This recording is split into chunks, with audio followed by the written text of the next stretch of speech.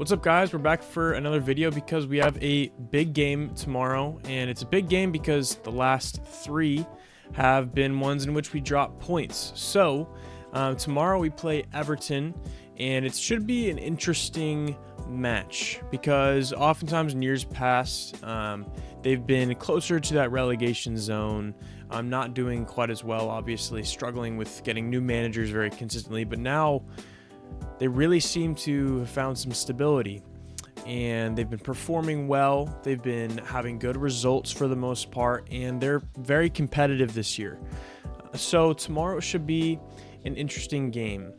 And today what we're going to do is we're going to look at a couple of their tendencies, some of their weaknesses, which will play into some of the choices I make with my starting 11. And remember, when I make my starting 11, it's kind of a mix of preferred but also realistic. So of course I rarely choose players that I almost know for certain won't play. Like for example, if I know a big Prem match is coming up, even though I think maybe Josh Achampong should start, he has not been getting those opportunities apart from this last game against Atalanta, so I'd probably refrain from that. But that's what we'll be doing today. So let's first look at some tendencies of Everton as we kind of start to preview this matchup. Okay, so first I want to take a look here. We're on Who Scored today, which I really like this website as well. I don't see it used quite as much, but basically the thing that makes it a little bit unique is that it also goes into, again, like I was talking about, tendencies of teams and also weaknesses versus strengths of teams based off their play style, their personnel, and things like that. So that's what we're using today. But let's look at their last, what is this, 1, 2, 3, 4, 5, 6 matches in their form. They have 4 wins out of 6, and they've only lost 1 of their last 6 games. And those games include, starting from the top, a draw against Sunderland, which we know is a good result this year, a 2-0 win against Fulham, a 1-0 win against Man United, a 4-1 loss to Newcastle, which was a poor result for them, but Newcastle's starting to find some form, and then a 1-0 win against Bournemouth and a 3-0 win against Forest, who have started to get back into some semblance of form. So just looking at that, they're in much better form than we are, right? We had a good end of November, very poor start to December, which seems to happen every year. I don't know if we're starting to think about the gifts under the tree or what's going on, but we just seem to lose our focus in December, and this seems to happen consistently, which is odd to me. And also, I will be the first one to say I am not the kind of person that will first place go to, oh, it's the effort, oh, it's the stupid management. I think that's naive, and I'm a little tired of the narrative I hear from so many people that follow Chelsea and talk about Chelsea of, Maresca's the guy for the future, I love him, he's the best manager I've ever had, and then next week, let's fire him, he always rotates the squad. Well, last week we were praising him for rotating the squad, so it's just kind of silly to me, but nonetheless we do need to pick up our form, obviously. So the other thing that I think is really interesting is in these 6 games they've only been scored on twice, so they're pretty resolute. They have, what is this, 1, 2, 3, 4 clean sheets in the last 6 games, which is a little concerning, just looking at that. But anyway, that's the first tendency I wanted to look at, just their form of late, which has been pretty dang good apart from their loss to Newcastle. So let's go ahead and hop down. Let's scroll down a little bit. And actually, we're going to look here first just to show you kind of who are some of their top performers. And I'm going to highlight mainly 3 for you. So first is Iliman Ndiaye. He's kind of a really exciting forward attacking player for them. I have some Everton friends who really do like him. He has 4 goals, 2 assists, so 6 goal contributions, which is the same amount that Kieran Dewsbury-Hall has, with the same number of 4 goals, 2 assists. He has already gotten a suspension for yellow card accumulation, which is a little bit funny to me, but I'm happy for the guy. He's performing well in a really competitive club, which is good for him. He deserves that. And then next, also again with 6 goal contributions, Jack Grealish with 2 goals and 4 assists. Also, to be fair, fairly happy for him to be succeeding there. He kind of just got put in the backyard at Man City. So that's some of their top performers to look out for. Ndiaye, and then obviously KDH, we all know him, and Jack Grealish. And also you have to think that Kiernan's going to be looking to prove a point in this game. So we'll see how that goes. And then let's scroll down a little bit more again. This is kind of what I was talking about. This website talks about characteristics. So it doesn't just show statistics. It also shows characteristics of teams, like what they like to do, what are their preferences, what are their tendencies. So strengths of theirs. This is not a surprise. I think this has kind of been the case with Everton for a long time. They're good at protecting the lead. They have some level of resoluteness to them. They're good at attacking set pieces, and they're good at aerial duels. So they're very good physically. And this is something I think we need to realize. We have been actually quite good on set pieces as of late in this season. Actually, as of late, we've been a little bit more poor. We haven't even been winning that many corners lately, which I think is a problem, because even though you do not score actually on very many corners at all, I think you score on about 2 to 5% of the corners you take, which is crazy. But the good thing about corners is it kind of artificially manufactures pressure and opportunities in games where sometimes maybe you're not getting them. So in other words, Everton is very solid in this regard, and set pieces, both in attacking and also winning aerial duels. So I think we need to have a game where we are very strong in this regard if we want to avoid them punishing us for that. Again, this is a solid team. This is not years of past where even, in those years we still had struggles with them, but they were, struggling to stay out of the relegation battle. This is not that year.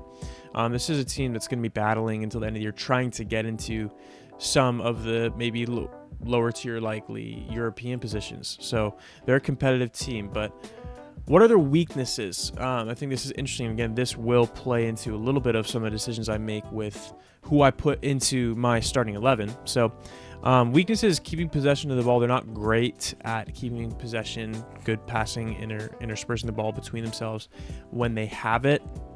They can be not great at defending against through ball attacks, and not great against defending against skillful players. I think those do have to do with each other, because with players of Tarkovsky, who are quality yet starting to get up there in age, you start to see a drop off obviously in speed and quickness, which means that defending against very skillful, very quick players and quick play with through balls and maybe even side-to-side balls, all these different things, can be very difficult. So that is a large way of how you have to break down this Everton side, and that's a big call out for our team in this game. Like I said, I do not question the mentality of the players. I don't question the effort. I think rarely, unless a team is in the dumpster, do professional players stop trying. I think oftentimes if everything is going wrong, sometimes that happens. But when you're, in 5th and 4th position and doing well and possibly qualifying through the rounds for Champions League, I don't think there's an effort issue. I think sometimes the ball doesn't roll your way, and sometimes you just have poor days of performance. So what I want to challenge our team to in this game is that we need to play quicker. We need to not... I understand why you have your defenders stand on the ball and wait, because they're waiting for, if you haven't noticed, they're waiting for the opposing team to press them. Because what happens when the opposing team presses you? Well, they press you, and then you can play through the press, and all of a sudden you have numbers advantages. But what I'm saying is when you're playing against these low block teams, oftentimes they don't care about pressing. All they care about is staying stout and saying, yeah, you come at us. We trust our guys. So if that's the case, and they have weaknesses of through balls and skillful players, you need to utilize your wingers quickly. Don't pass it from center back to right back and then to the winger who already has 3 players on him. You need to be doing probably some risky skip passes and different things in order to release players quicker. So that's some of the keys, I think, to this game that we're going to be having against Everton, especially tactically, how we have to play against them in order to get a positive result. Because, again, they have been very solid lately. So how are we going to not just get a result, but get a win? Because I think we do need a win. Not that everything falls apart if we don't, but I think mainly for players mentally, I think we need to win this game because it's been a tough run as of late. So anyways, let's now go into building our squad together, building that lineup and seeing what you guys would change and if you agree with how I built it.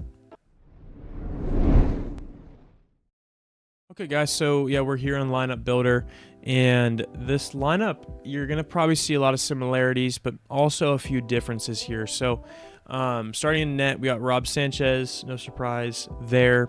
And then in the right back position, we have Reece playing there instead of the midfield. Call me dumb, I might be overreacting, which I try not to do, but I was not thrilled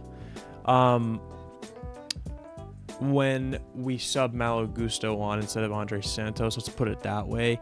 And then I looked at the midfield and had Moises, which that's great, but then it had Reece James and Malo Gusto. I agree that I'm starting to be convinced that Reece James is really, really solid there. However, when I saw Malo Gusto and Reece James playing in the central midfield in a game we were chasing, I wasn't really excited about that. So anyway, I'm putting him back in what I still think is probably his rightful position. Maybe not. I can be convinced otherwise.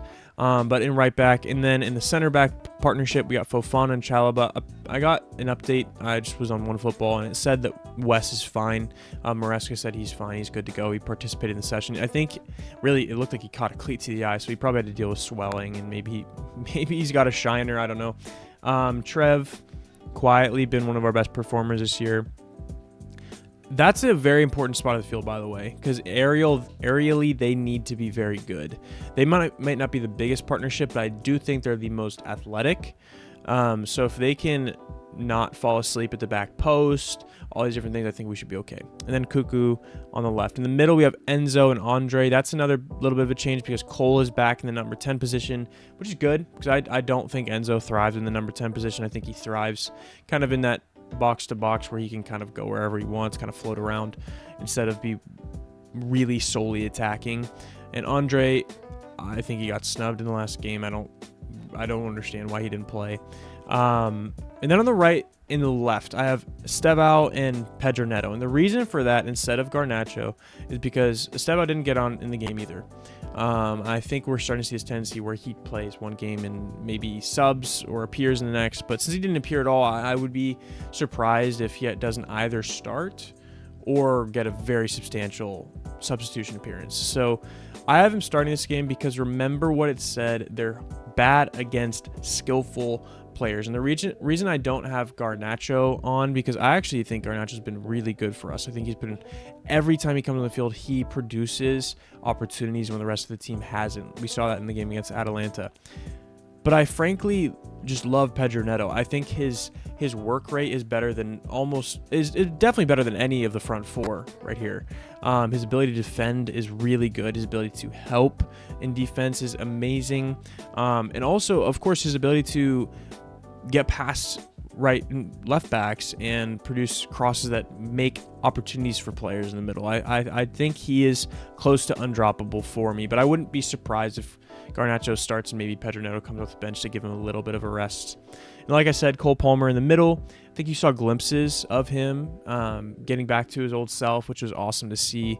Hopefully he continues that and gets on the score sheet tomorrow. And then up top I got Joao Pedro. It was good to see him score. It was a good goal too.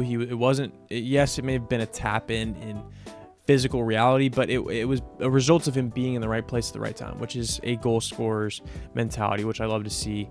And of course Liam Delap's out for another 6-8 weeks or something like that, which is just I'm getting a little concerned about that situation, but now I'll have to wait another month and a half to see whether or not he's going to come good. So we'll see about that. So that's a team I have, guys. I'm curious, what would you change in that? Because this is the squad that I think would be very strong and would produce a good result, yet also has enough to break down a very stout defense. That's the tricky thing. You have to have a team that both is going to perform well defensively, but also break down a team who's very solid defensively. So what would you change? What would you keep? Comment those thoughts down below. I love interacting with you guys when I can, which is basically whenever you comment. And if you're wondering about my scoreline prediction, I was wrestling with myself because realistically, this is screaming draw to me because they're so good defensively. But I'm going to actually go out on a limb and think I'm going to say we get a clean sheet, and I'm also going to say we score 2 goals. I just don't remember the last time we had a 1-0 victory is honestly mainly the reason why I didn't say 1-0. But I think it could be a 2-0 win. I hope so. That'd be a great tone setter for my Saturday and your guys' Saturdays. So hopefully that's what we see. Anyway, guys, I'll see you next week and enjoy the game tomorrow.